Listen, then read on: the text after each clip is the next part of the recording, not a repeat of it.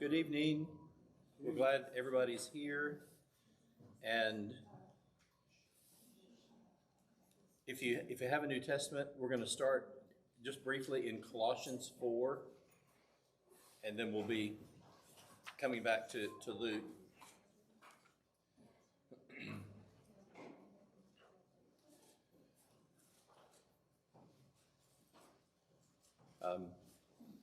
Being able to have a class like this to me, is just like icing on the cake.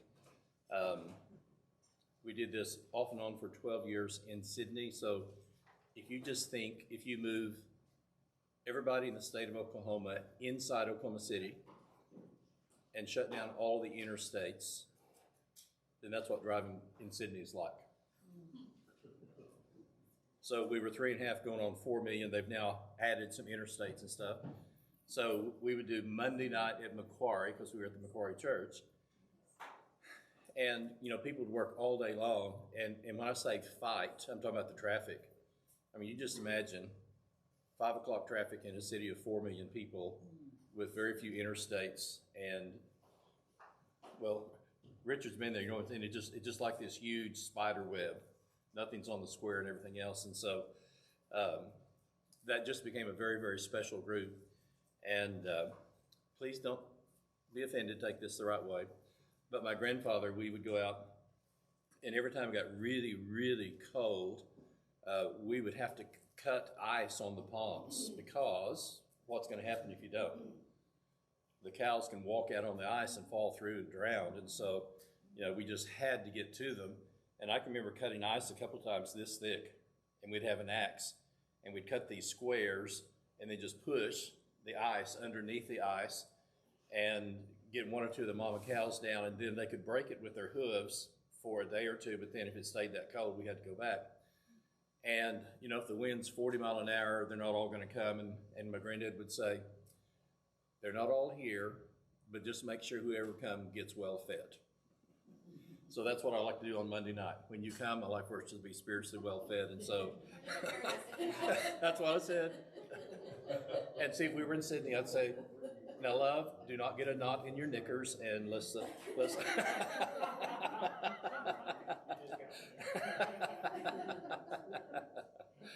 Anyway, but what a delight to be here.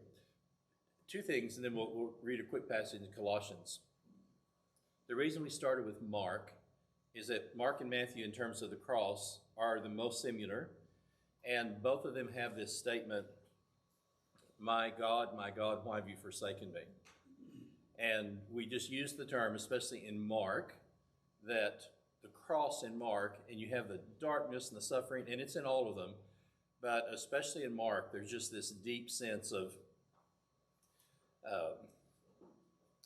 just the sorrow and the loss. And I think of the word suffering.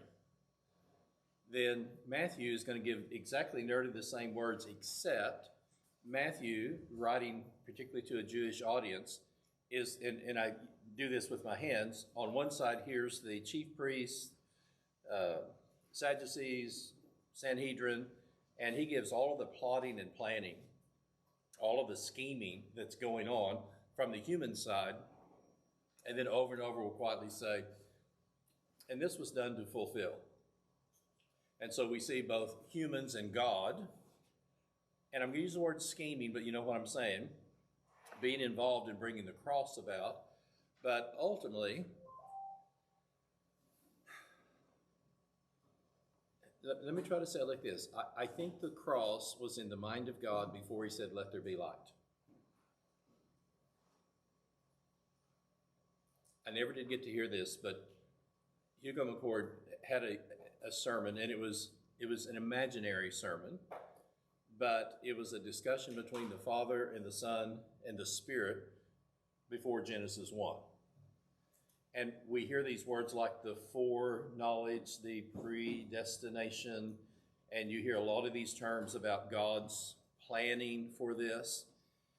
And in this imaginary conversation, we're going to make man in our image. A lot of this would just come out of Scripture, and things would happen, especially if you do Brother McCord. It'd just be a lot of Scripture in it. And then the decision is made, but we're going to give them free will. well, if we give them free will and they sin, then what's going to happen next? And in this imaginary conversation, then the son says, I'll go and die for them to redeem them. Something like that happened in that in the mind of God, the events that we're going to be reading about in the end of each of the gospel accounts is in the mind of God before he says, let there be light. And so in Matthew, the cross is not an accident. There's, on the Jewish side, scheming and plotting and planning, and on God, the fulfillment of prophecy. And even as early as the Garden of Eden, he will bruise your heel. And then talking about his head will be bruised. And that's kind of that first kind of echo, that first shadow from there. One other thing just real quick, because as we turn Scripture over in our mind, it's just this endless treasure. And I was just thinking the other day, Matthew starts and says, this is the beginning of the genealogy of Jesus Christ. And he inverts these deliberately. He says, son of David, and then son of Abraham. And then here's 14 generations of Abraham, 14 generations of David, and then from the exile to the coming of Jesus. And you think all the way through the book of Matthew, Jesus is the king. Because he's going to be the son of David. He's the fulfillment of that. But I got to thinking as well, when we go back to Genesis 12, what are the at least three promises God makes to Abraham? He comes to him, and the journey starts when he's 75, and God promises him three things. They include what? What? Great nation. Okay, great nation. A son. Son, we're going to have children, a great nation, and through you, all nations will be blessed.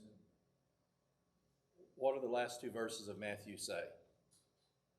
Go into,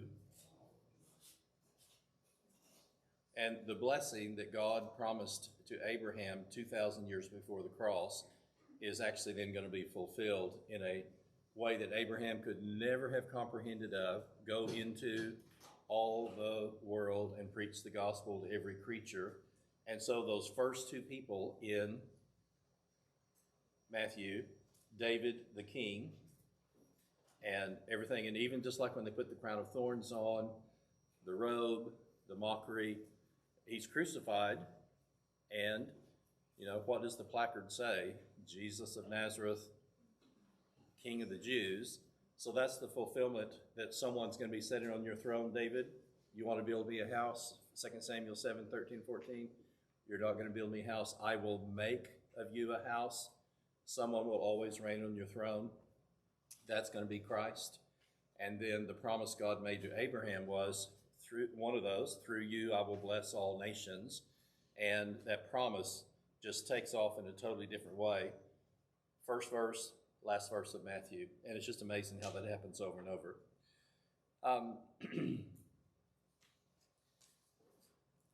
Colossians 4 is from a, let me find the right word here.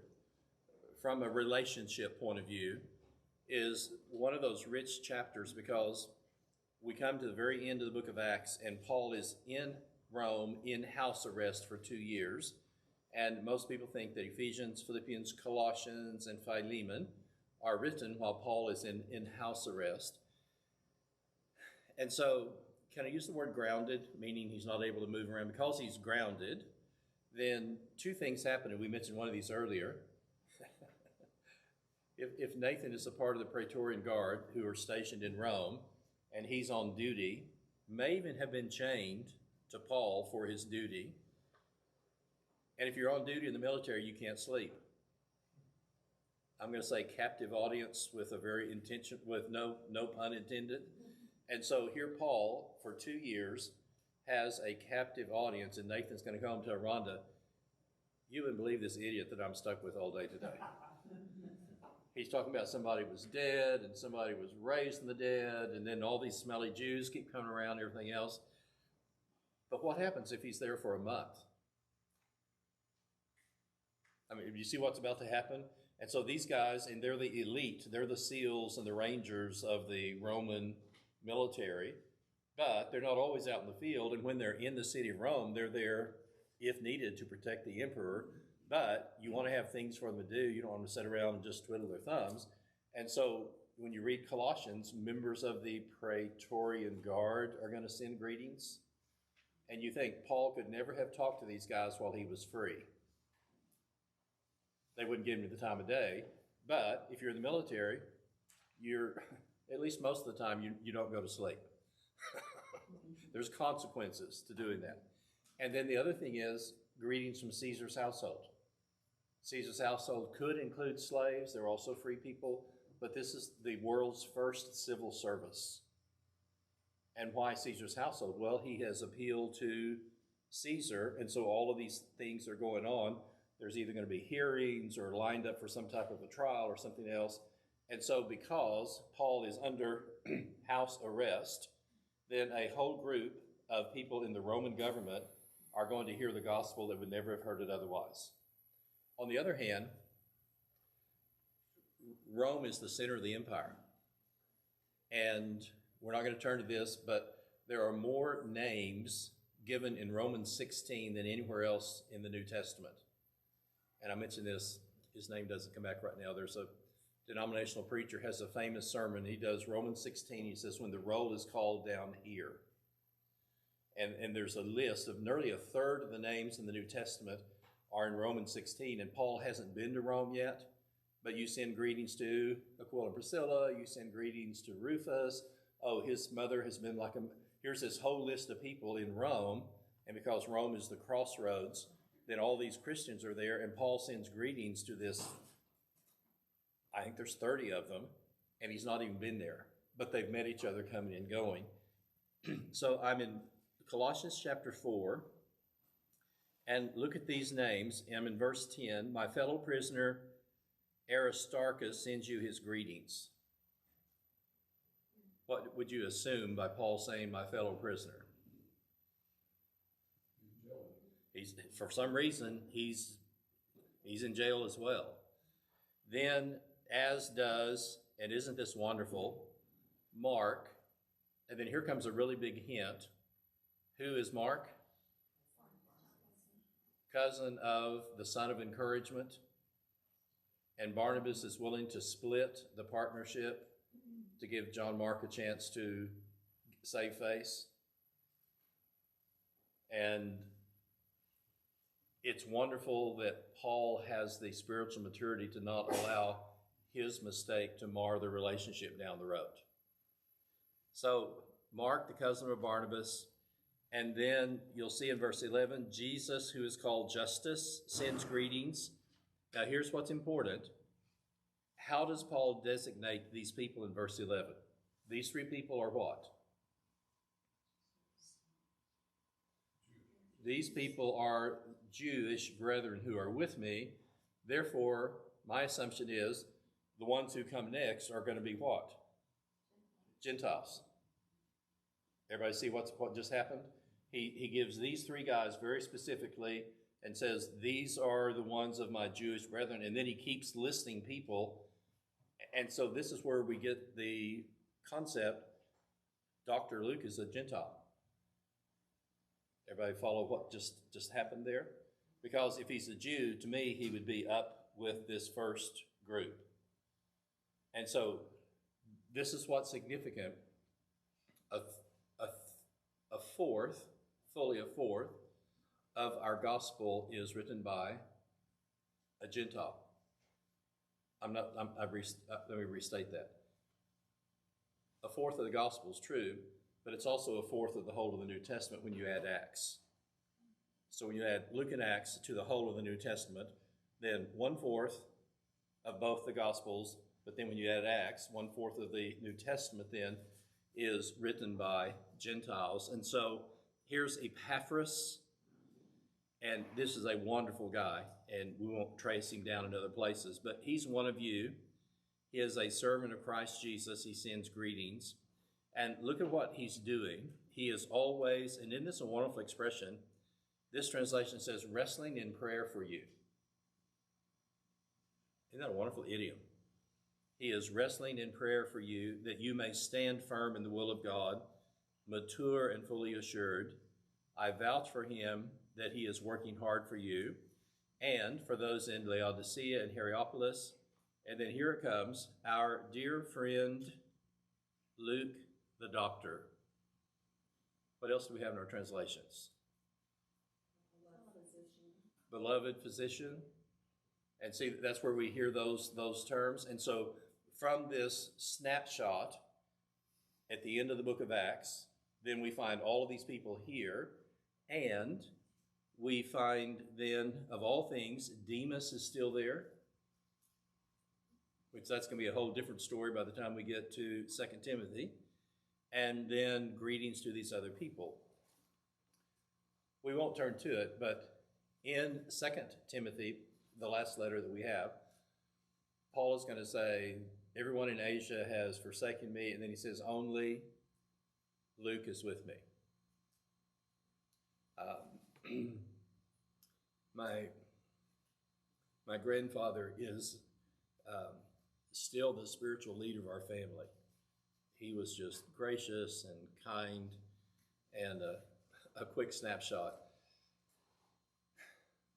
My dad had not heard of child labor laws, and we had 6 to 8 cows that we milked by hand, and after me becomes a sister and a brother, and we have an older sister. Well, my older sister just has 2 arms, and so especially when Dad wasn't there, then Mom would put Cynthia in the rocking chair at the wise old age of probably 7, and then in one arm would be Lynette, and then one arm would be Kent, and we literally had a potbelly stove. Was our heat.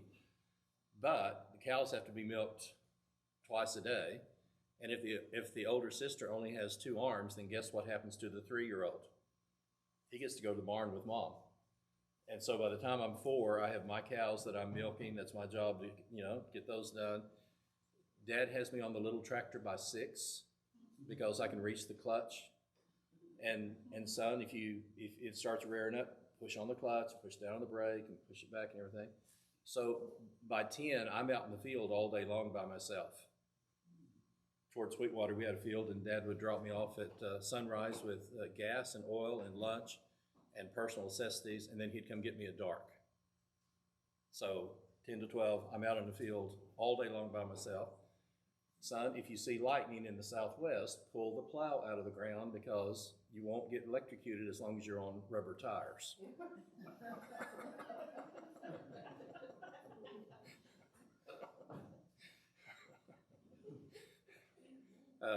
You can tell my dad was a jockey. He broke horses for a living, and he treated us very much the same way.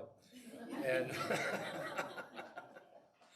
and so I'm 10 or 11, and I'm cultivating the cotton, which is really dangerous because you can plow it up if you don't stay exactly in the row.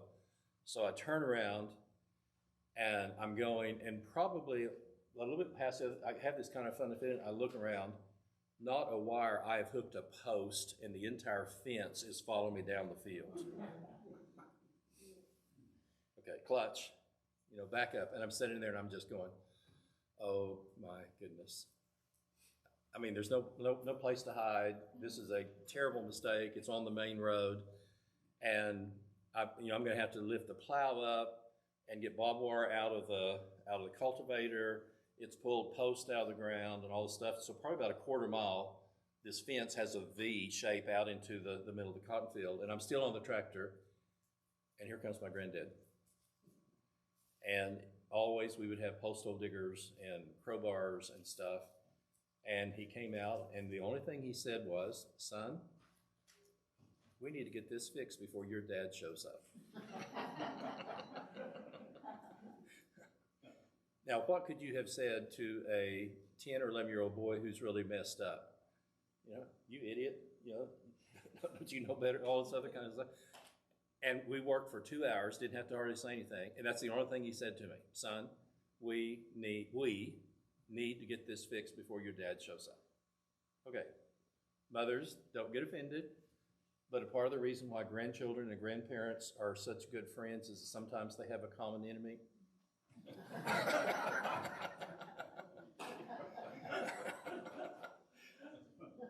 we work for 2 hours because we have to go take the wire off of every post, go put the post back in, on and on.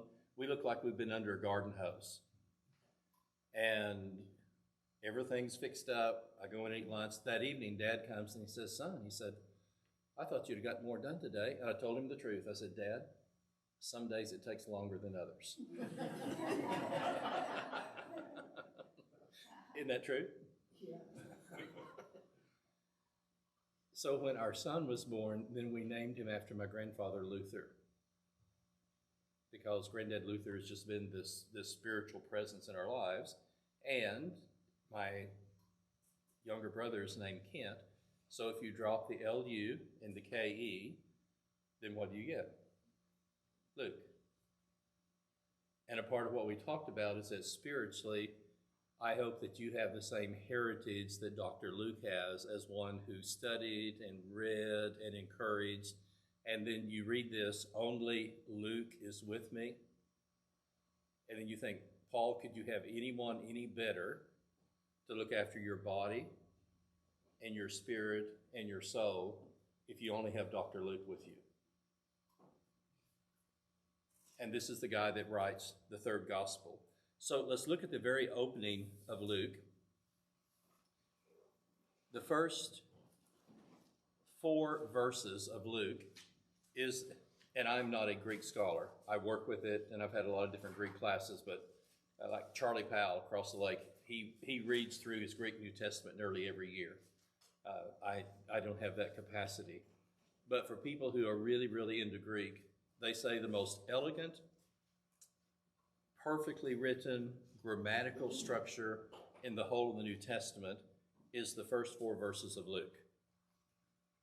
And so, being trained in medical school, then Luke is also going to have had a lot of exposure to Greek literature.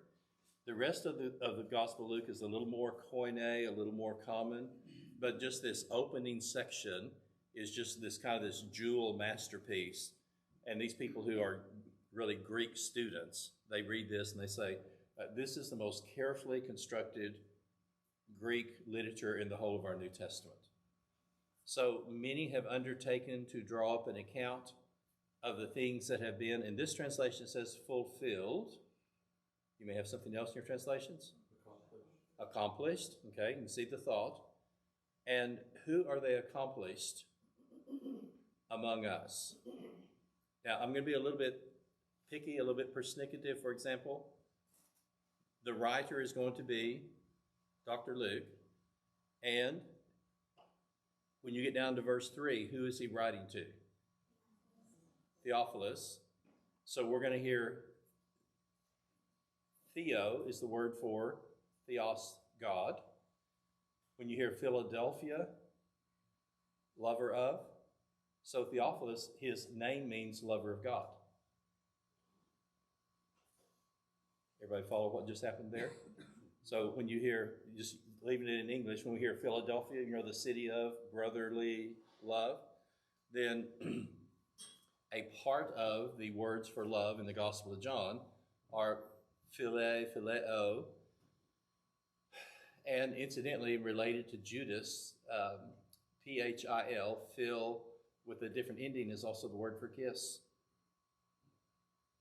And Jesus says to Judas when he comes, my friend, and will be P-H-I-L. And then when you keep reading, Judas kisses him, and the word P-H-I-L with a different ending is the word, isn't that ironic?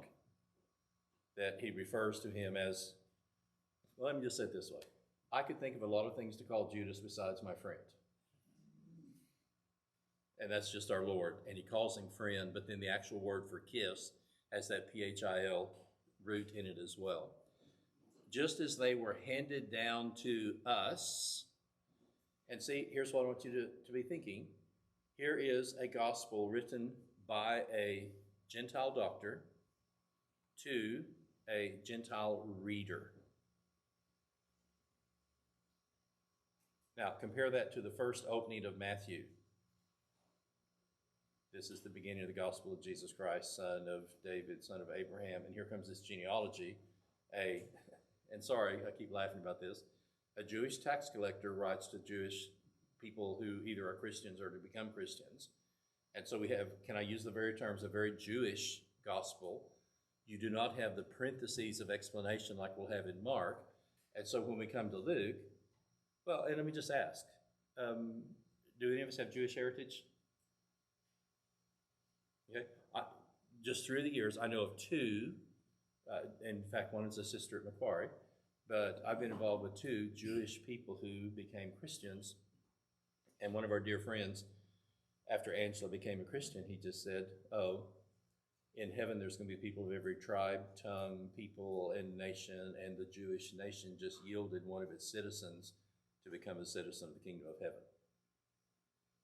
But by the time we get toward the end of the New Testament, the majority of us in the church are Gentiles. Romans, we've been grafted in to the rootstock. And so when I read Luke, can I use the, and I'm not trying to be racial and at all, but just say it this way. For those of us who are not Jewish, well, let me do it the other way. When Angela Kohler reads Matthew, it's just so comfortable and everything else because she had read the Old Testament all of her life in Jewish worship and synagogues before she became a New Testament Christian. And Matthew is just kind of, it sounds right and it feels right. Well, for Theophilus, we're not going to have this whole section of genealogies, and this is going to be a gospel because it's going to include people of every tribe, tongue, people, and nation. And so for someone like Theophilus, this is kind of like his gospel, and it's eyewitnesses, servants of the word. I myself have carefully investigated everything from the beginning. Anything different in our translations? Verse 3. It seemed good to me to write an orderly account for you. And then here comes our term, most excellent. You may not write in your Bible, but in mine, just on the side, I have Acts 24:2. Felix is called most excellent Felix. So that's going to be Acts 24:2. When you come to Acts 26:25, his replacement is Festus. Okay. Festus doesn't go around saying, Matthew. Had to be of a certain generation to get that. Sorry, I shouldn't have done that. But Felix and Festus are both addressed as most excellent. Okay, you'll read a different opinion. I feel like if when you come to volume 2, you're going to address these two Roman officials as most excellent, then when I read Luke, I'm reading, here is someone who is in the same position in the Roman civil government system as Felix and Festus are. So somewhere on the missionary journeys, Paul has met Theophilus. In Greek literature, and I'm talking about the wider part of Greek literature, a number of documents, and this is just something to consider, whoever was the patron or patroness, benefactor. Someone translate for me. What's a patron, patroness, or a benefactor? Someone who either helps financially to support something. It's just bizarre. One of our Greek teachers in Memphis years later was in Athens, and this independently wealthy lady he met in the hotel in Athens, and I'm Carol Osborne, and I'm a Greek teacher, and on and on. And they were there for a while, and by the time she left, she said, as long as you keep writing, I will pay for whatever it takes for you to write the things that you're doing, as long as you send me a copy so I can read it myself.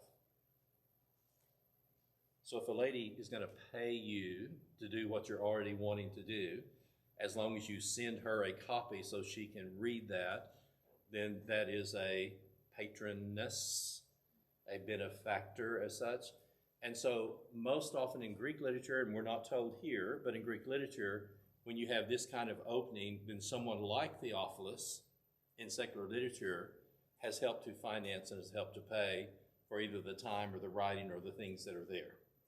And what's interesting, and go back to the end of verse 2, Matthew and John are going to be eyewitnesses, right? Mark is also going to spend a lot of time with Peter. And when you hear sermons like in Acts 10 and other things, you virtually can find the outline of the book of Mark in Peter's sermon. So we wonder, was Mark's primary source Peter? And remember we said also, Mark tells us this little bitty tidbit. Oh, there was a young man, and when they grabbed him, then he left his garments with them and fled into the darkness. Why would you include that? I wonder every time I read that. Well, in contrast to that, then Luke wasn't there. I'm assuming somewhere he's been contacted on the missionary journeys, because we have those we passages in Acts, we did his. So somewhere on the missionary journeys, Luke becomes a Christian. I assume somewhere he also meets Theophilus. And so to help Theophilus as a pure Gentile not having Jewish roots to understand, who does Luke go and talk to at the end of verse 2? Eyewitnesses, servants, ministers of the word. Can I use the word research project in a respectful way? Inspired by the Spirit, but since he is not an eyewitness, well, let me do it the other way. This is virtually ended. Was it Tom Brokaw that wrote The Greatest Generation? In every era, there's a period of time when certain people are still alive that if you don't get to them within a certain period of time, that whole the experience of that whole generation as eyewitnesses is going to leave. And so Tom Brokaw, while these guys are, and they're older, but returned veterans or whatever, then he went and talked to as many of these guys as he could, and girls, interviewed them and talked with them.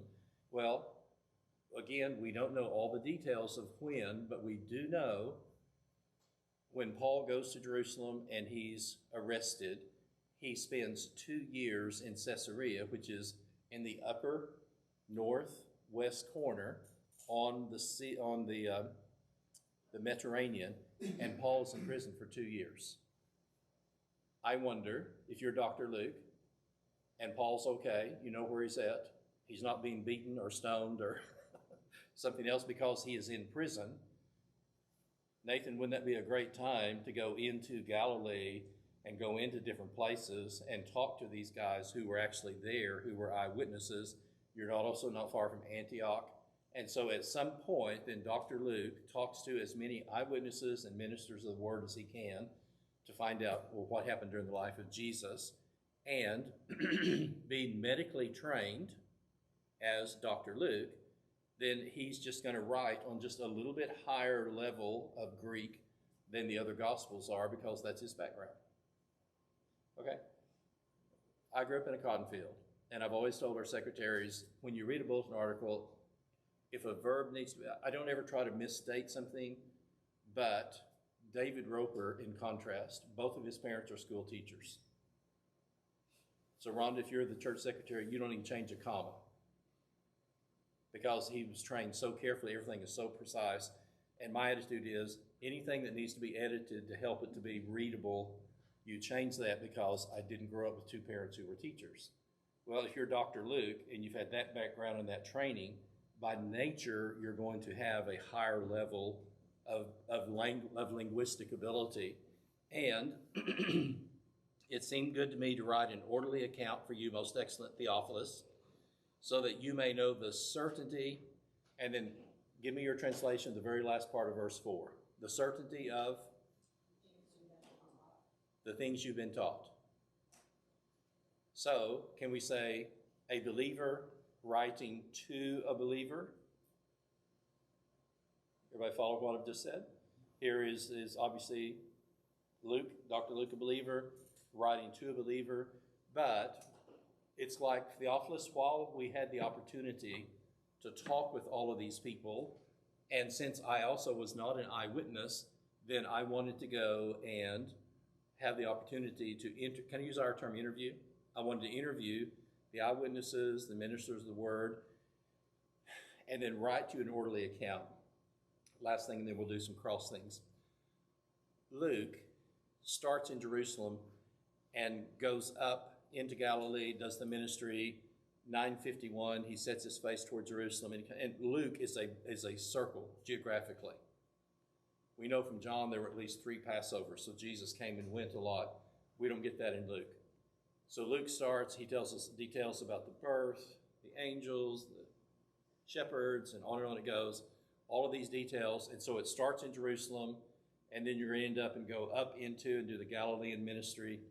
9:51, he sets his face toward Jerusalem. And notice, if you have 24 chapters, Jesus starts for the cross in 9:51 of Luke.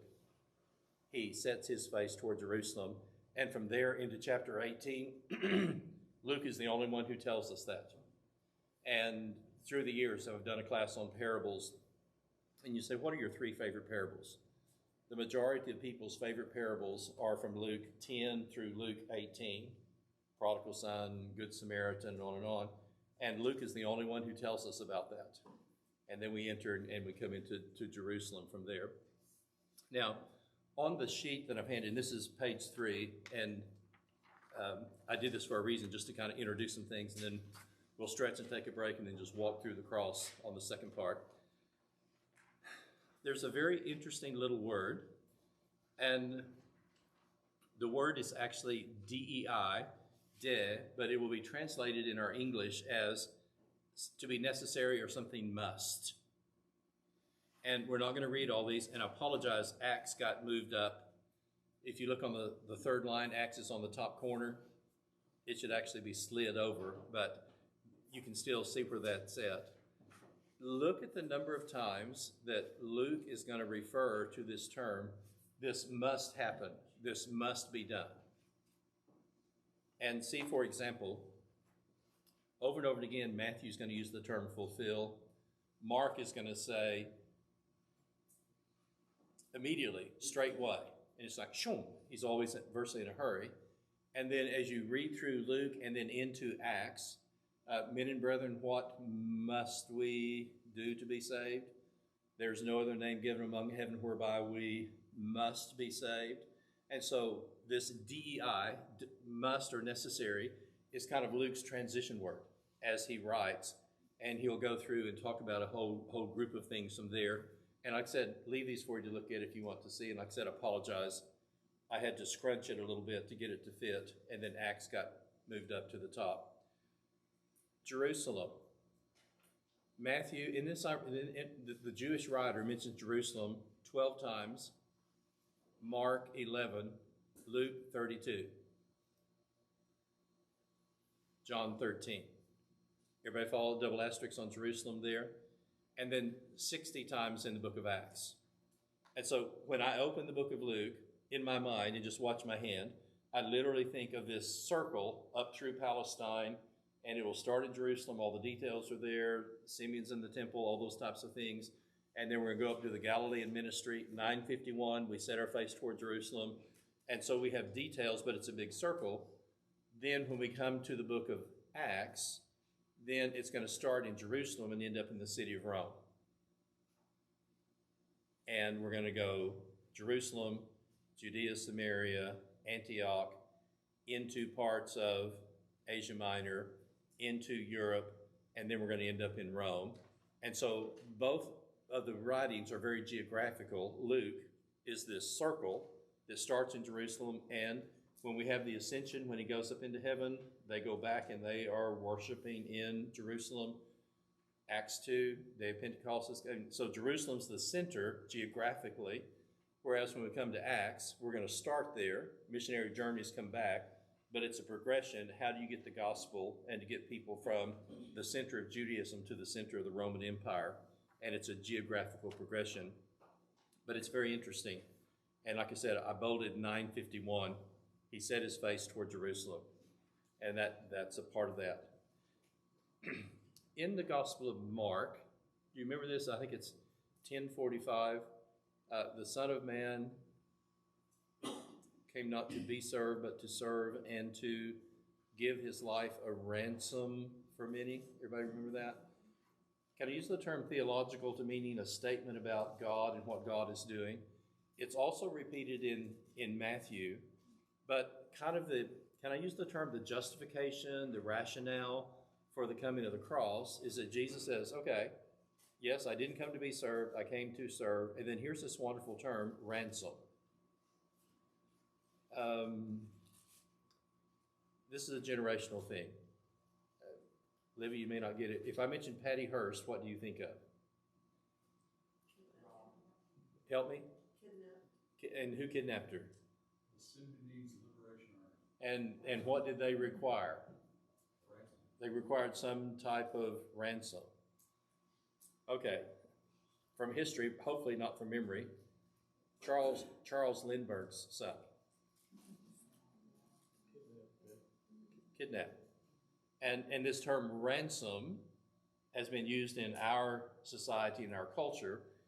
It could refer to, even some have wondered, remember where Paul talks about the gospel as our tutor, our schoolmaster to bring us to Christ? Some feel like the term is not so much the teacher, but the guy who goes with wealthy kids and stays under the tree so someone doesn't kidnap wealthy kids while they're at school. But he's a transporter from home to make sure that they get there safely. And Paul says, oh, that's what the law was. It brought us from Mount Sinai to the cross. Well, the ransom could also be paid for prisoners. Ransom could also, in some cases, include, well, let me do it this way, and help me with the term. If I file bankruptcy, I file title, is 8 or 9, whatever it is, but you know what I'm trying to say. I know what you're trying to say. Yeah, and like a business can say, well, they didn't have that in the first century, and even doctors and lawyers would sell themselves into slavery, particularly with someone that they knew or someone who was in that, to then try to get their finances in order to be able to come out. And so someone might come along and ransom a relative out. And so then you think spiritually, what does that say? I didn't come to be served, but to serve and to give my life a ransom for many is kind of the theological justification. This is why the cross is going to happen in Mark and Matthew.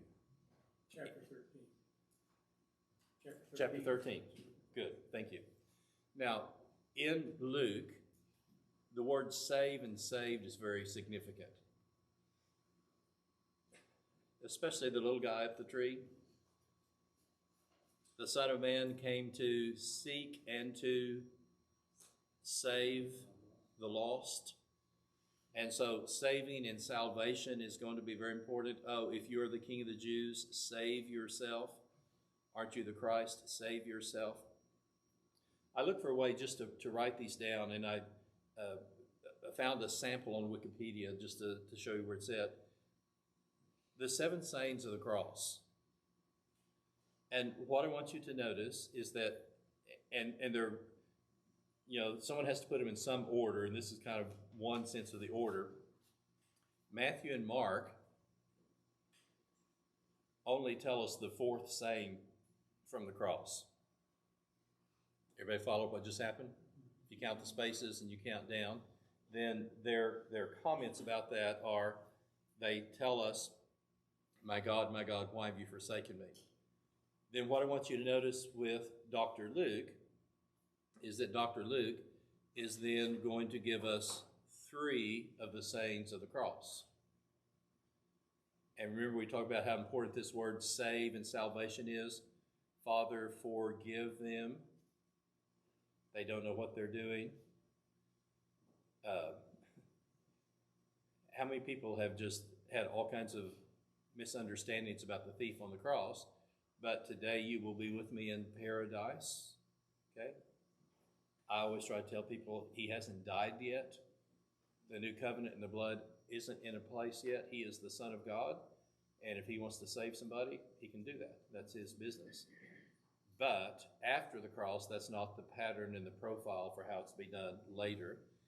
And, Father, into your hands I commit my spirit. So, Matthew and Mark are going to give us one, and it's very appropriate, one saying from the cross. And then Dr. Luke is going to give us 3. And then I think of John as the beloved disciple, and I literally put him right here in the Last Supper. And so, Lord willing, next week, then the beloved disciple is going to give us 3 as well. And I think that kind of helps, because we'll come back to this in terms of what is Luke going to tell us about the things that happened on the cross. I just included this on the bottom. We don't talk about this a lot, but they just had a statement. The first saying features forgiveness and then salvation, relationship, abandonment. And see, there's your darkness of Mark and the scheming and the plotting in Matthew. Distress, I thirst, triumph, and that's how John's going to close the gospel for us next week, and then a sense of reunion. Now, if you turn the page,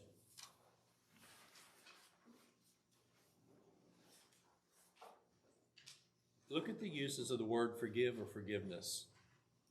Matthew 11, Mark 9, Luke 17, John 1. And so from very, very early, and again, we're in Jerusalem, we're with the baby Jesus, and people are coming, and we're going to have the predictions of the births and all this other stuff. He will give a knowledge of salvation to his people in the forgiveness of their sins. And all the way down as we go through, forgiveness is one of those key words that's used over and over again all through the Gospel of Luke. And the Great Commission, I'm down in Luke 24. It will be repentance for the forgiveness of sins. What are we going to hear in the others? Repent and be baptized, etc., etc. In Luke, it's going to be repentance for the forgiveness of sins. One other thing, and this is just a bit of the structure of the book. I'm nearly to the bottom. Do you see Luke 24:45? Just before that, I put 9:45. And again, here's a parentheses. Only Luke tells us, and we're just getting ready to head toward Jerusalem in 9:45, these things were hidden from them. So there's this ambition to sit on the right and the left hand. There's a cultural, someone's going to come into Jerusalem, there's going to be a king. There's all these misunderstandings, but then Luke gives us this parentheses, these things were hidden from them. And there's another one that's in chapter 18 still that it's hidden. And then when Jesus talks to the 2 men on the road to Emmaus, using the scriptures and the Old Testament prophets, he opens their mind and their eyes to the things that have happened because these things were written, but there it is, repentance and forgiveness of sins. So here's what we'll close with, and like I said, stretch, take a break. And Kim, thanks for bringing stuff for us tonight and just kind of air out for a bit. But this to me is very interesting.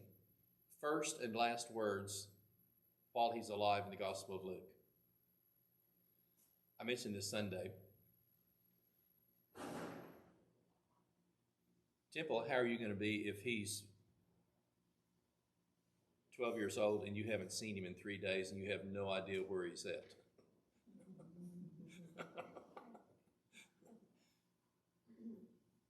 My mom wouldn't have been nearly as kind as Mary is if I've been missing and she's been looking for me frantically for 3 days. And he's not disrespectful, but just kind of listen to the tone. It's kind of like, Mom, didn't you know I had to be in my Father's house?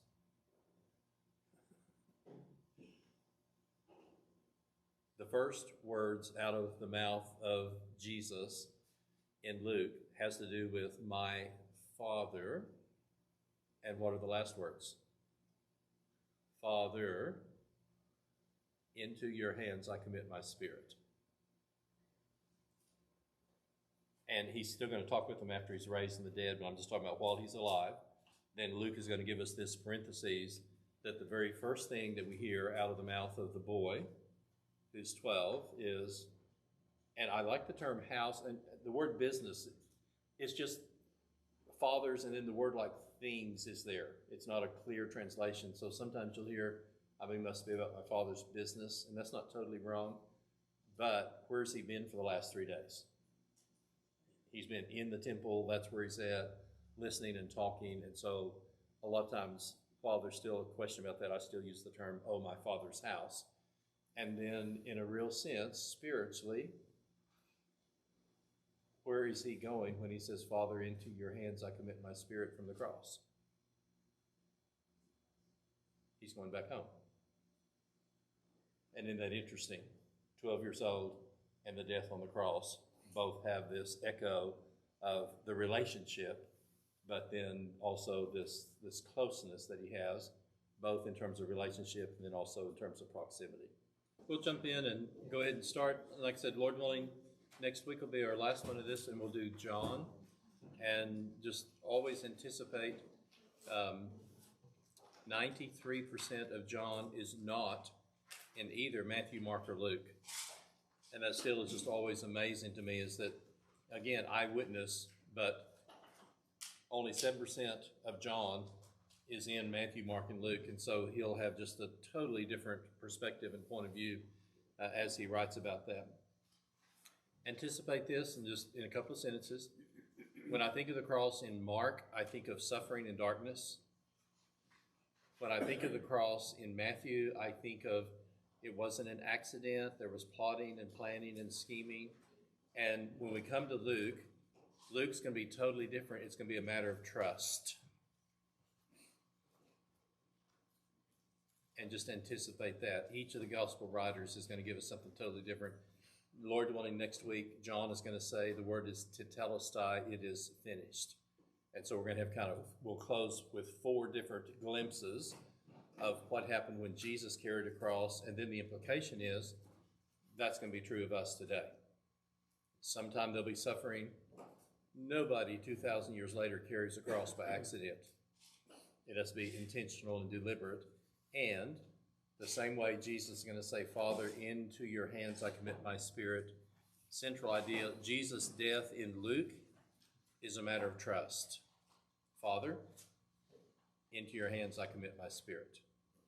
So, quick review, the top part of this we've touched on a little bit. Here's our reference to Dr. Luke in Colossians chapter 4, most excellent. And then there's the terms for Felix and Festus. 25% is written by a Gentile. But I do want to say this. I had never thought about this until we were planning to go to Australia, and I went and listened to Jim Woodruff did a presentation at World Mission Workshop. And he said, and totally true, he said, oftentimes when someone is wanting to become a Christian, we take them to the book of Acts. And he said, there's nothing totally wrong with that. He said, however, Theophilus had read Luke before he read Acts. So I always think 2-part work, Luke volume 1, Acts volume 2. And so as we went and talked with people in Australia, and as I've said, and I still just can't even hardly believe it, in 12 years, I studied with one person who had read their Bible, who wasn't already a Christian. We don't have any business in the book of Acts until we've gone, until we go back and typically though we do John. But once we had read through John and talked about these things are written that you may believe that Jesus is the Christ, the Son of God, believing you'll have life in his name. Now we can go to the book of Acts. But I've sometimes spent a year to 18 months in John because if you've never heard of, if all you've been taught is evolution and you've never heard of creation, it's going to take a while for you to get that around your mind to be able to do that. I'm studying with Robert, master's degree in accounting, has gone to school in Australia and in England, and we're in John chapter 7, and Robert says, where's evolution taught in the Bible? You're just kind of going, oh dear. And as I said, we read Genesis 1 and 1, and he said, very bright boy, he said, I've never heard the word God and created in the same sentence before. We don't have any business talking about baptism yet because we need to go back and learn things about Jesus and those kinds of things. And so that to me is a very, very important observation. We read this from Luke 1 in bold print. These were accomplished among us. They were delivered to us that you will know the truth. And there's a universal aspect of the Gospel of Luke. And all of them have it in some degree or another, but Luke specializes on that. And kind of say it this way.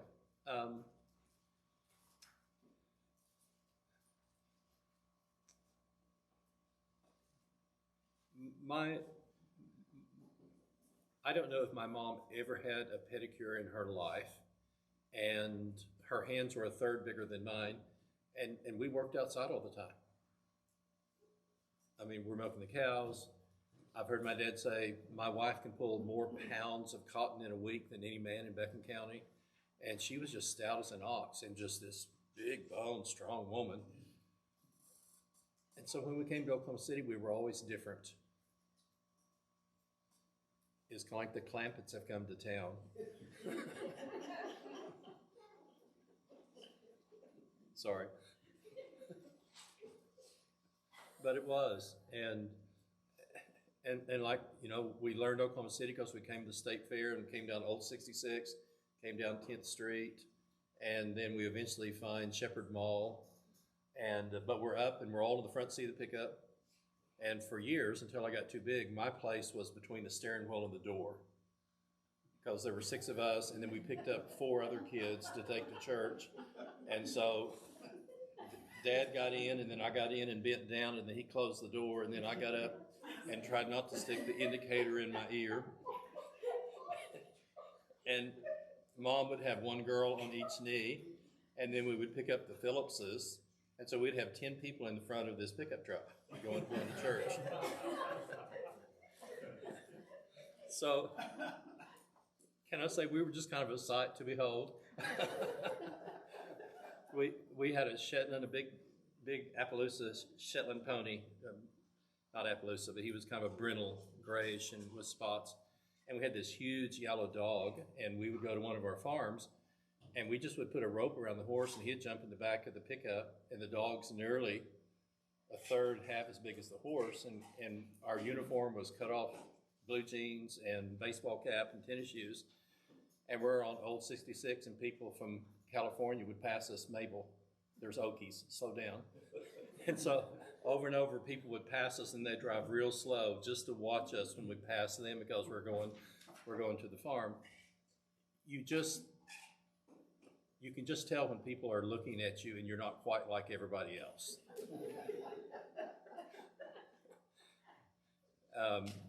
We had not heard the word auntie very much. We were at the fair. We went up to 10th and Francis, which is by St. Anthony's Hospital, and the preacher was there. And we pulled up, and of course, you know, sight to behold. And we're all in the front of the pickup. And so Dad rolls down the window, and the preacher comes down, and my dad says, "Do you know Hugo McCord?" And the guy said, "Hugo McCord, where have I heard that name before?" And my dad rolled up the window and said, "Thank you." He said, "Kids, we don't have any business working with anybody in Oklahoma City who doesn't know who Hugo McCord is." Amen. So, you know, the Clampetts drive on down the road and go find another church. But it also then became a badge of honor because my mom was just so gracious and so lovely, but she was a farm girl through and through and just didn't make any pretense about it. And she would tell people stuff on an elevator that I wouldn't tell that I'd known for 10 years. So coming to town with my mom was always an experience.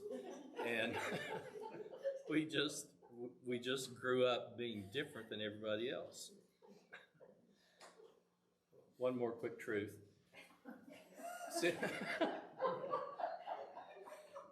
We didn't have an indoor bathroom, so we had to go out to the little house outside. But we had a white pot that rusted through, which then means you can't use it inside anymore.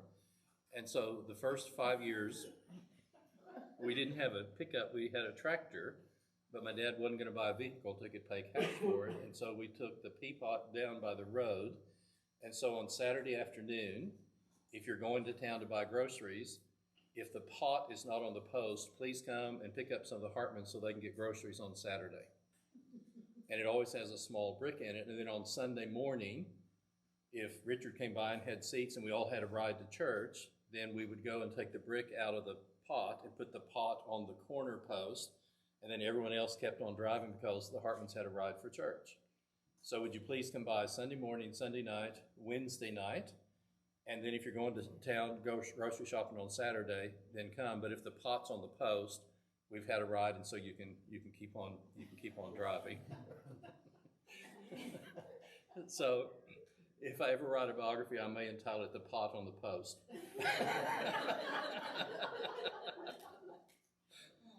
But the reason I say that is that if we are Gentiles and there's a bunch of Jewish people around, we're the ones who are different. And they're the ones who are kind of looking down their nose at us, some of them. And what I think is significant is that because the church eventually was going to become predominantly Gentile, isn't it appropriate that we have a Gentile, as in Dr. Luke, to write to a Gentile Theophilus so that we, us, can be a part of the family of God, even if our older spiritual siblings look down at us occasionally. And so what you're going to find in the book of Luke is this wonderful cross-section of people. There's more said about women, tax collectors, centurions, and you go through the list. And so here's the circle of the accepted among the Pharisees, the heroes and heroines, okay? We're not using an older term. The heroes and heroines in the book of Luke are always people outside the circle. These things were written to us and for us. And so to bring together people of every tribe, tongue, people, and nation, then when I read the Gospel of Luke and then into Acts, then, and let me say it this way, I'm with Cornelius, is in chapter 10, okay? Easy to remember. This is very close to a decade after Pentecost. Everybody follow? Cornelius and the events in Acts 10 are 10 years after Pentecost.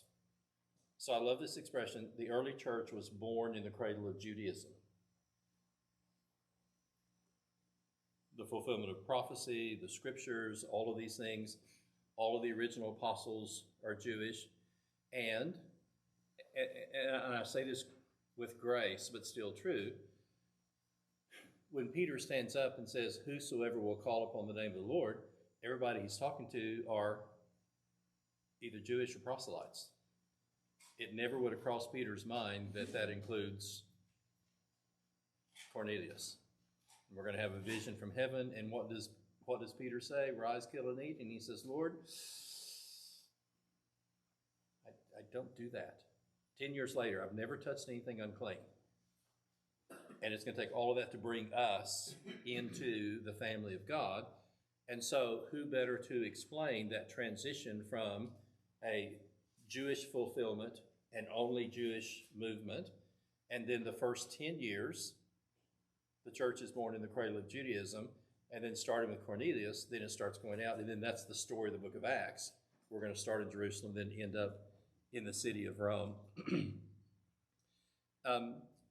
If you'll notice, there's an asterisk. Luke uniquely tells us of Jesus' last trip to Jerusalem, and this is in bold. He set his face to go to Jerusalem, 9:51, so if you see the bold. And again, with my dad being a jockey, I put blinkers in my head when I read this. He's not going to be doing other stuff in Galilee. He's not going to be going back to Nazareth. So from 9:51 till chapter 23, then Luke is getting us from Galilee to Jerusalem. And there's that unique part that's just a part of how he does this.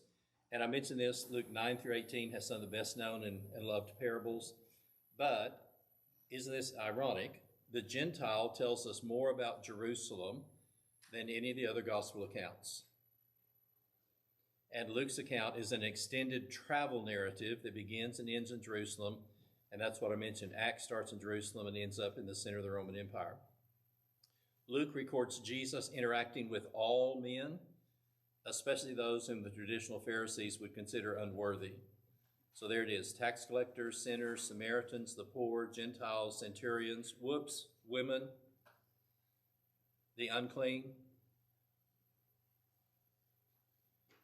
Okay, this bothers me even to say this, but there is a traditional male Pharisaic prayer. God, I'm thankful that I'm not a Gentile. I'm thankful that I'm not a slave, and I'm thankful that I'm not a woman.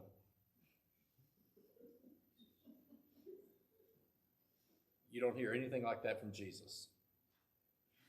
And that's what I say, you take this very elite, the clean and the unclean and all this other stuff, and the people that they would fellowship and associate with, and he's the friend of who? Tax collectors and sinners. And so that's going to be at the heart of Luke, in that all men, taking the gospel to all people, all different races, all different backgrounds. And so he is the Savior. Luke wants Theophilus to know that Jesus is our Savior who came to save all men.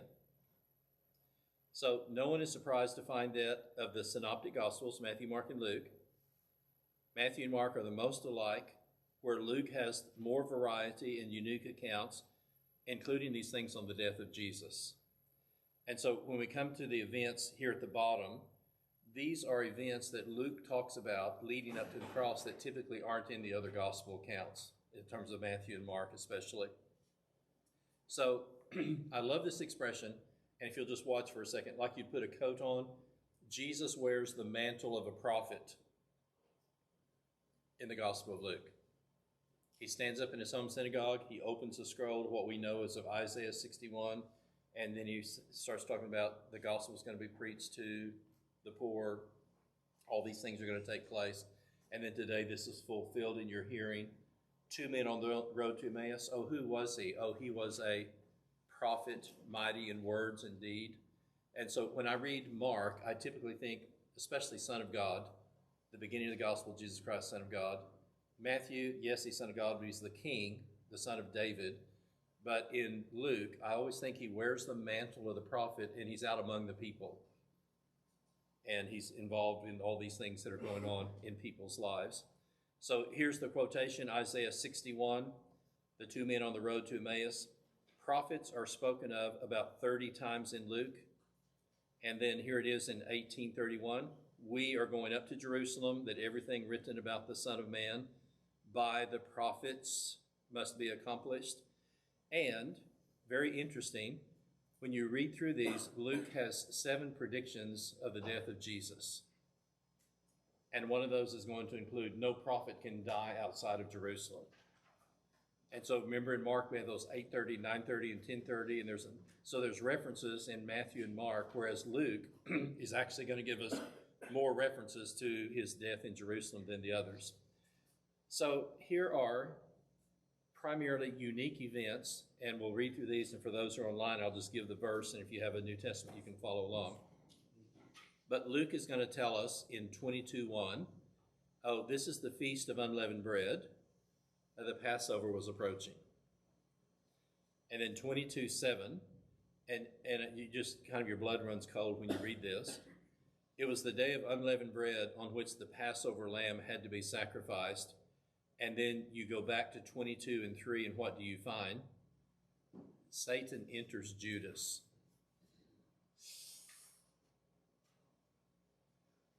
I feel like Judas opened the door and let him in, either by his greed or by other things. But I mean, how sobering. One of the 12 who's been with Jesus for all this time.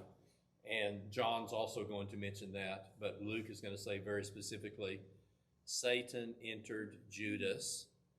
And then Luke tells us Peter and John went to prepare the Passover meal.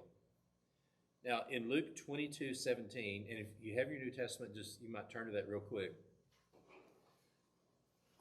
Because the Passover meal normally has 4 cups of wine that we've talked about, and at different points they would sing the Hallel, which is Psalm 113 through 118. But somebody read for me in Luke 22:17, and let me go ahead and just anticipate. Luke uses the word cup before the bread, and then he mentions the second cup. Okay? So someone start for us in 22:17. Just start reading. And he took a cup, and when he gave thanks, he said, take this and divide it among yourselves. For I tell you that from now on I will not drink of the fruit of the vine until the kingdom of God comes. And he took bread, and when he had given thanks, he broke it and gave it to them, saying, this is my body, which is given for you. Do this in remembrance of me.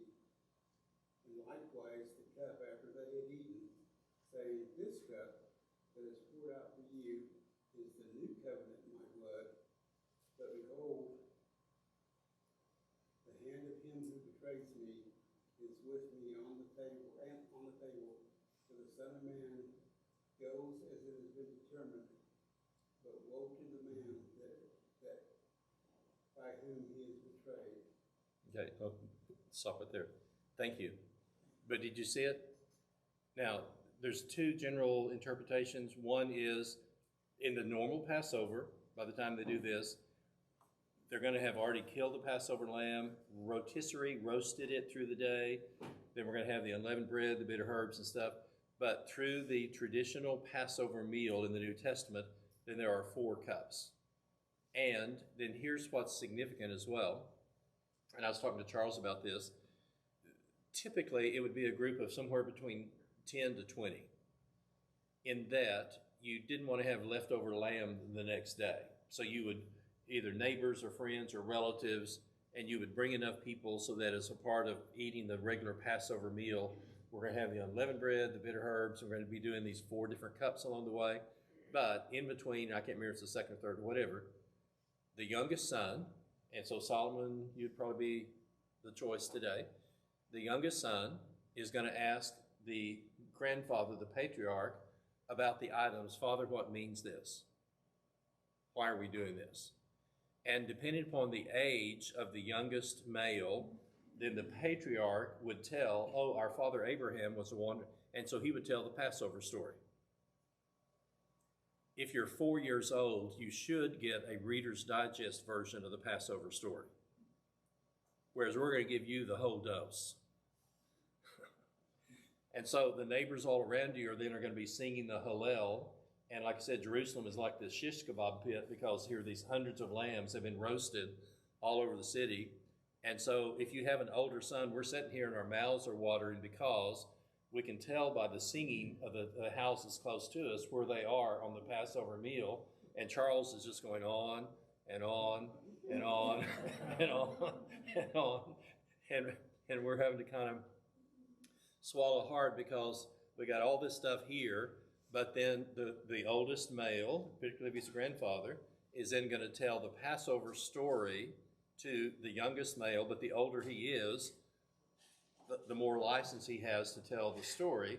But because we're in such close quarters and we're all in Jerusalem, you can tell by the songs that are being sung around you where everyone else is in the Passover meal. Some wonder if the Lord's Supper came between the 3rd and the 4th cup. David Roper said, when you read his book, he feels like Paul says in Corinthians it was after supper. So the cup that we read about in that, so there's kind of 2 points of view. The second point of view is they had finished the normal 4 cups of the Passover, and after the 4th one, then, in addition to all the things that we've done for 1,500 years, then Jesus says, here's the bread, this is my body, here's the cup. But what's undeniable is that, again, our Lord's Supper is given within the context of the Passover meal. Only Luke tells us that there were 2 cups involved. So like I said, some people feel like it may have been between the 3rd and the 4th cup.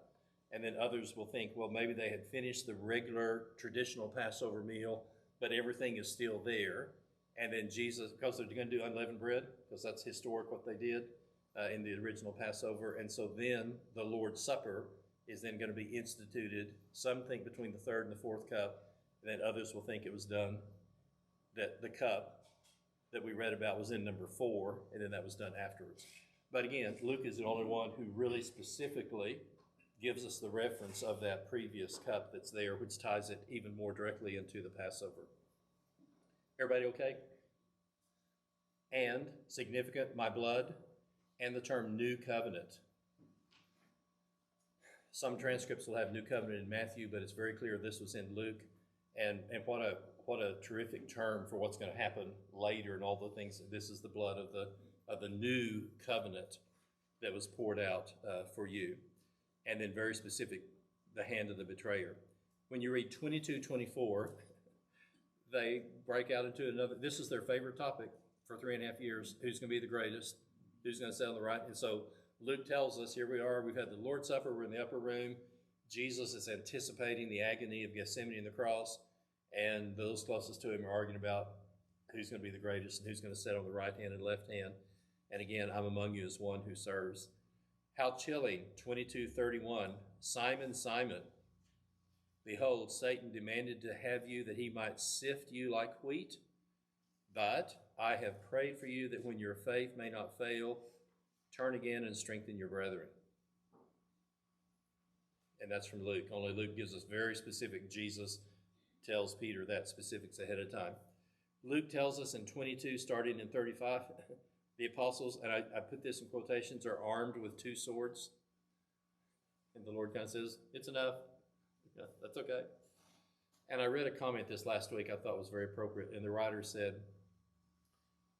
in hindsight, how long did it take Peter to figure out that you don't advance the spiritual kingdom of God by primarily earthly means?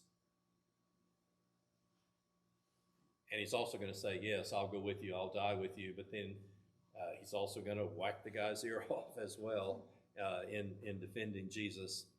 So they're armed with 2 swords. Only Luke tells us in 22:43, an angel came to strengthen Jesus in Gethsemane, and we have the sweat drops like blood. Bit of trivia, early in the ministry, when does an angel come to Jesus? After the temptation, I think it's in Matthew. So we're going to have an angel come to strengthen Jesus in the temptation very, very early. And all of the things about it is written. And then here we are in the Garden of Gethsemane. And Luke's going to tell us again that an angel came to strengthen him. Jesus healed the wounded ear. And I mentioned this recently. Paul Faulkner did the wedding seminars. And he just said, I think he was aiming for his head. And the poor guy ducked and he just sliced off a part of his ear.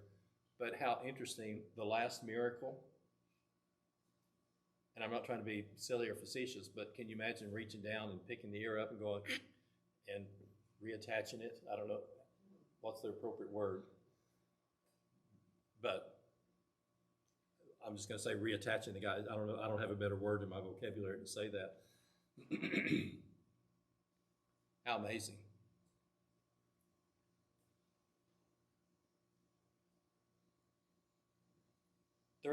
23, 6 through 12, only Luke tells us that Pilate sends Jesus to Herod, and they became friends that day, and I put this in bold underneath. Luke tells us, and I call it the civil trial. There's 3 phases, Pilate, Herod, and then Herod sends him back. So again, Luke is the only one who gives us that. But here's what to anticipate. What do Felix and Festus do? What's their place on day-to-day life? Who are they? Most excellent, and they're going to be used to hearing civil cases and other stuff. And so Luke is going to give us details of the civic case that Theophilus is going to read this and think, okay, I understand. And so then Luke gives us the detail. It went from Pilate to Herod to Pilate, and Jesus had the ability to bring people together.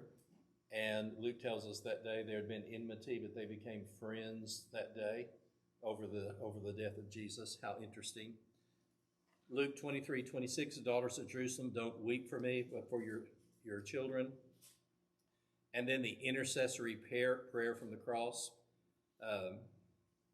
We're going to have a sense of, Father, forgive them. They don't know what they're doing. And the intercession for the thief. Today you'll be with me in paradise. And then there's a conversation with the 2 thieves that's in 23:39 through 43 that were given more detail than the others. And very appropriately, the question was raised, this is the only account that talks about you'll be with me in paradise, because the others will just talk about they reviled Jesus, they ridiculed him. But here's something, remember, they're on the cross for 6 hours together. So there have been some extended conversations from there. My brother Kent and I had a discussion with Mormons maybe in 2005 on 2 Thursday nights. And the first night we had 780 people there. And representatives came from Salt Lake City to be a part of, what we call them, brethren or whatever, part of it. But anyway, there were noticeably some people who weren't in our community and weren't part of us. And Stafford North moderated it. And so we had an open session to start with. Everyone got, I think it was 20 minutes, and then people could ask questions, and we put this table out, and then Stafford would choose questions. And so if the first question was for the Mormons, they would get 2 minutes, and then we would get 1 minute reply. And then we would be asked the next question, and we would have 2 minutes, and then they would have a 1 minute reply. And so Kent and I were on our side. He ran to the pulpit every time because he wanted every second of either his minute or his 2 minutes. And one of the questions, which I think came from Salt Lake City, was, don't you know there's contradictions in the gospel because they give us different accounts of what Jesus said on the cross? And I'm thinking, oh my goodness, he's on the cross for 6 hours. And I'm thinking we only have 7 things that he said. There may have been other things that were said, but it was like, oh, well, one gospel says this and one gospel, so there's a contradiction in the gospel. So I'm thinking, no, they're on the cross for all that particular period of time. And while initially the thieves are going to ridicule and rebuke him, then toward the end, one of them is then talking about, and Jesus says, well, today you'll be with me in paradise. And then there's a response of the multitudes when they see his death. They beat their breast and they went away. So this next part will go quick, the top part, so just follow this. During the arrest, there are 3 responses. Judas approaches to kiss him. The disciples, shall we strike with our swords, cut off the ear? And then the crowd is there, and Jesus is going to surrender himself. I was with you every day in the temple courts, 21:37. You didn't lay a hand on me, but this is your hour when darkness reigns. How interesting. And we're going to have the 3 hours of darkness, literally, but this is in the dark of night. But here's Luke, and this is Dr. Luke. If you'll notice, under Roman numeral 3, there are 3 charges that are given against Jesus. Okay? So here's number 1. We have found this man, and here it comes, subverting our nation. He opposes payment of taxes to Caesar, and he claims to be Christ the King. So Luke wants Theophilus, who is used to hearing civil charges and cases. Then Luke kind of lays it out. They're going to bring 3 specific charges against Jesus. So you'll find those at the very early of chapter 23. Then if you notice on the inversion, 3 different times as this hearing proceeds, Pilate then is going to try to set him free. So let's go ahead and do the Pilate ones, okay? So 23:4, I find no basis for a charge against him. 23:14 following, I've examined him. I find no basis for your charges against him. He's done nothing worthy to deserve death. I will punish him and release him. And then the third one, 23:22, what crime has this man committed? I have found in him no grounds for the death penalty. I will punish him and release him. So isn't this interesting? 3 charges are laid against Jesus that Theophilus lays out for, let's do it the other way, that Luke lays out for Theophilus. And then Theophilus gives 3 times that Pilate tries to set him free. But then they make these 3 charges, but we'll also find, and here's the second one, 23:5. Oh, he stirs the people up all over Judea by his teaching. He started in Galilee and came here. And that's when, oh, Galilee, let's send him off to Herod, and then he comes back. And then with one voice, away with him, release Barabbas to us. And they kept shouting, crucify him, crucify him. And I have no idea when, but I may do this in the Lord's Supper sometime down the road, who knows. But just for a second, okay? Greg, we're going to let you be Barabbas just for a second, and you're in prison. And you're just, you're sitting there, and initially you hear, give us Barabbas, give us Barabbas, give us. And here's this loud chant, and then a little bit of time goes by, and the next thing you hear is, crucify him. Crucify him. Crucify him. And then you hear these Roman hobnail boots coming down the hall with a key in their hand. From the information you have from your prison cell, what do you assume is about to happen? Because the only information you have in your cell is that you heard people shouting, "Give us Barabbas, give us Barabbas." And then a little bit of time goes by, and then you're hearing, "Crucify him, crucify him." You're thinking, this is it. It's all over. And then what happens? You're set free. Isn't that so ironic? And as we said, Bar, son of Abba, the son of an earthly father who committed murder and resurrection, is set free. And the son of the heavenly Father, who is the sinless Lamb of God, is then going to be crucified in his place. And I just find the irony of that just so striking. So if you notice in the very middle, this is 23 through 25. They were urgent, demanding, insisting with loud cries he should be crucified. And what does Luke tell us? Their voices prevailed, their shouts prevailed, and Pilate gave sentence that their demands should be granted. He released the man who had been thrown into prison for insurrection and murder that they had asked for. But Jesus he delivered up, he surrendered to their will. And just the irony of that is so striking. So here are three unique responses by witnesses at the crucifixion. One of the criminals, and you'll see this in 23, starting with 39, they railed at him, "Are you not the Christ? Save yourself." And I think, again, this is later, because the other writers just talk about the fact that they both reviled him, and they probably did. And who knows, does the other thief at some point get a different perspective on what's going on?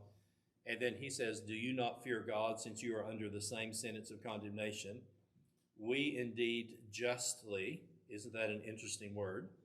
"For we are receiving the due reward for our deeds, but this man has done nothing wrong." So one of the thieves in Luke is going to give an acknowledgement of the sinlessness of the Savior.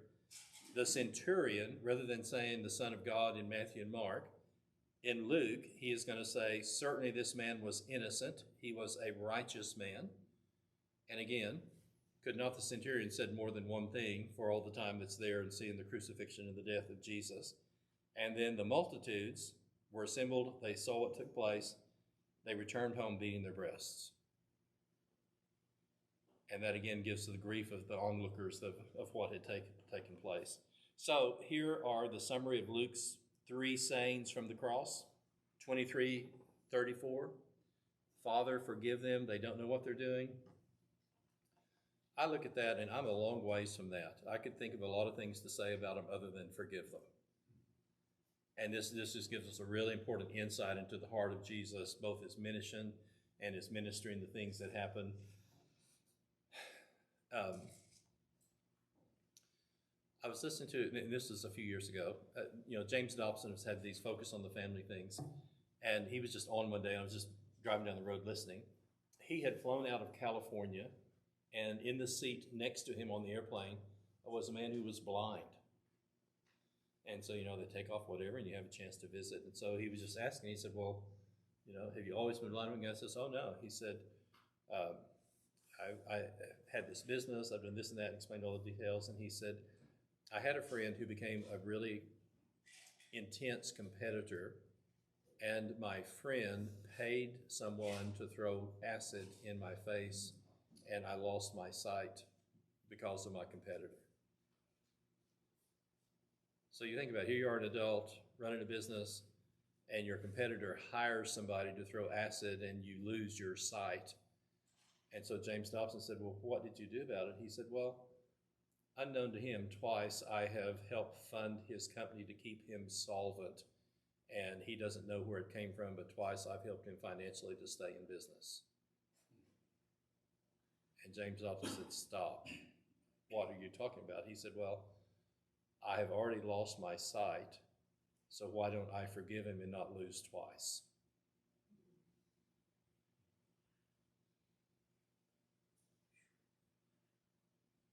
And I'm not quite there yet either. But he just said, I've already lost my sight, and I figured I would be chained to the first tragedy if I didn't forgive him. And just through different channels, I've heard twice that he was having some financial difficulty. So unknown to him, I've helped him financially to stay in business after he cost me my sight. And then you stop and think, okay, you can't get your eyes back, but at least you can keep your heart and your attitude and your conscience clean. And that's why all of those verses on forgiveness that we looked at are so important. Father, forgive them. They don't know what they're doing. How exciting. 23:43, today you will be with me in paradise. And what we mentioned on Sunday with the Garden of Gethsemane is that what was lost in the Garden of Eden is regained in the Garden of Gethsemane. Adam said, not your will, but mine be done. And then Jesus is going to say, not my will, but your will be done. And then we're going to come back to this, and this will be our closing statement. Father, into your hands I commit my spirit. No one has ever been raised from the dead in the same way that Jesus is going to. And yes, I know he's God, and on. But I look at this as a great statement of faith. And I don't know that any of us can calculate the physical pain that Jesus is in. It's just unimaginable. And yet to be so clearly in his thinking on some things is very important. So, final thoughts. Pentecost, he was delivered up according to the definite plan and foreknowledge of God whom you crucified. And for us, Luke 9:23, deny yourself, take up your cross daily is Luke's addition, and follow me. So we learn how to do that. Our Gospels are a handbook for us for how to carry a cross. And then Theophilus can see the innocence of those brought to trial. And you'll see this not only in Luke 23, but you'll notice, and there's several of these, in Acts 18 and 15 through 16, Acts 26. There are several trials in the book of Acts as well. So every time I come across a trial, I think, oh, most excellent. Yeah, that's where he works, that's where he lives. That'd be a very important context for that. So forgiveness becomes a way of life for one following the example of Jesus on the cross. And we don't have the same sense of suffering as Matthew and Mark do. And I want to do this last number 5 and then finish with number 4. When I listened to Leon Morris, he just made a statement I'd never really thought about. He said, and I don't object to this, but he said, all of us have heard very, very emotional, dramatic lessons on the death of Jesus. Okay, and fair enough.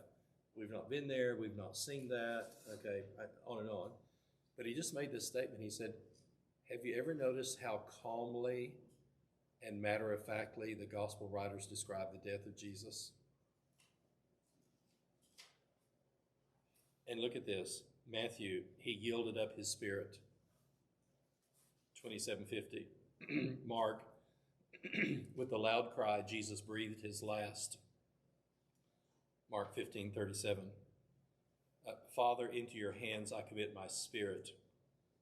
Luke 23:46, and you'll see an echo in Psalms 31:5. When he said this, he breathed his last. And then John is going to say in 19:30, he delivered up his spirit. Under number 4, and I had never really heard of this, when Leon Morris came up and talked to us about the death of Jesus, he said, do you remember this statement in the teaching of Jesus?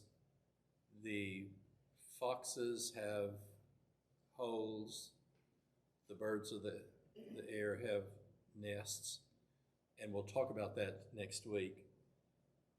But as he's talking about this, and we'll save the rest of it for John, he made this statement. He said, in Western society, and help me, I lay me down my soul to keep. I pray the Lord my soul. And he said that's very, very acceptable. He said, I have read of Jewish accounts where little Jewish boys were taught to pray, as I put my head on my pillow tonight, Father, into your hands I commit my spirit while I'm sleeping tonight. Wouldn't that be a wonderful thing to teach our young people? I don't have any problem with now lay me down to sleep, okay, but what a contrast. And he said the equivalent for that in Western society that he had read of people encouraging Jewish young men, especially as they're getting ready to go to sleep, saying, okay, Solomon, tonight, when you lay your head on your pillow, that as you close your eyes, pray, Father, and in a sense, while I'm sleeping tonight, into your hands I commit my spirit. And Leon Morris said the same trust that a little boy is trained to have, that as he physically sleeps tonight, he will entrust and commit his spirit into the hands of God, is the last statement of trust that Luke gives us, that Jesus says on the cross.